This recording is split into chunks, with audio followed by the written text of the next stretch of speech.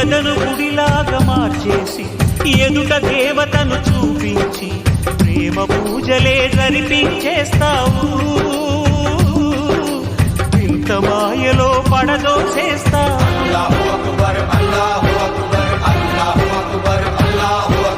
బ్రతుకు హారతిగా వెలిగించి వెతల పాత్రలో కరిగించి వెలుగు రేఖలను నిలువున కోస్తావు. విలువ చీకటిగా మిగిలించేస్తావు. నిండు ప్రాణాలు కదిలిపోతుంటే కంటి నీటితో కాల్చేవు. బండరాయిలా నువ్వుంటావు కనుకనే బాధపడలేవు.